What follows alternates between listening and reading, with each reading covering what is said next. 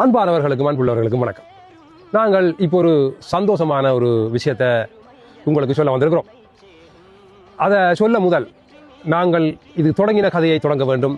அதனால் உங்களை 1997 ஆண்டுக்கு நெதர்லாந்தில் வல்கம்பர்க் என்ற இடத்துல இருந்த ஹோட்டல் ரிவேரா என்ற அந்த ஹோட்டலுக்கு உங்களை கூட்டிக் கொண்டு போகிறோம்.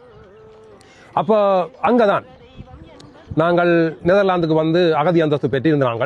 அப்போது எங்கள் வீட்டில் எங்களுடன் இருந்த முத்தையா அண்டனிதாஸ், உலக வீரர், அவர் எங்களோட இருப்பார். எங்களோட சாப்பிட்டு என்ன சொல்கிறது, விளையாடி, அதுவும் கால்பந்தெல்லாம் விளையாடுவோம்.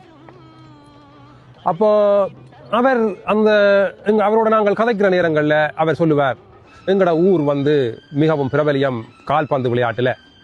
எங்களோட ஊருக்கு ஒரு அணி இருக்குது, அதுக்கு பேர் சென்ட் மேரிஸ். நாங்கள் எங்களோட ஊரை சுற்றி இன்னும் 2 அணி இருக்கிறது, பாசையூர் கரையூர், அங்கே பாடிமீன், மற்றது சென்ட் ஆந்தனிஸ் என்று சொல்லி 2 அணிகள் இருக்கிறது. அந்த பந்தாட்டு அணியை பந்தாடி வெற்றி பெற்று நாங்கள் கோலாகலமாக கொண்டாடுவோம், சந்தோஷமாக இருப்போம், எங்களோட ஊரே சந்தோஷப்படும், அப்படி பெருமையாக காய்ச்சி கொண்டிருப்பேன். அப்போ இவ்வளவு காலமும் உள்ளூருக்குள்ள பந்தாட்டத்தில் பந்தாடிய அந்த நாவாந்துறை சென்ட் மேரிஸ் அணி கொழும்புல நடந்த விளையாட்டு சுற்று, அதாவது கால்பந்து விளையாட்டு சுற்று இறுதி தகுதி பெற்று இறுதி விளையாட்டு கொழும்பிலேயே அல்லது இலங்கையிலேயே பிரபலியம் பெற்ற சவுண்டர்ஸ் என்ற கால்பந்து விளையாட்டு அணியை பந்து விளையாட்டில் பந்தாடி வெற்றி குன்னத்தை சுபீகரிச்சிருக்கிறார்கள்.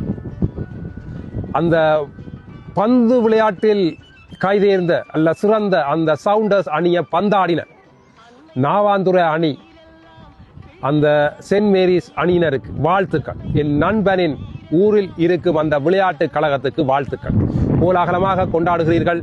என் நண்பனும் சந்தோஷமாக இருக்கிறான், நானும் சந்தோஷமாக இருக்கிறேன், நீங்களும் சந்தோஷமாக இருங்கோ. உலக தமிழர்களே, அந்த நாவாந்துறை சென்ட் மேரிஸ் அணிக்கு ஒரு வாழ்த்தை தெரிவித்து விடுங்கோ. தமிழன் தலை தூக்குகிறான், தலை தூக்குறவனை தூக்கி விடுங்கள்.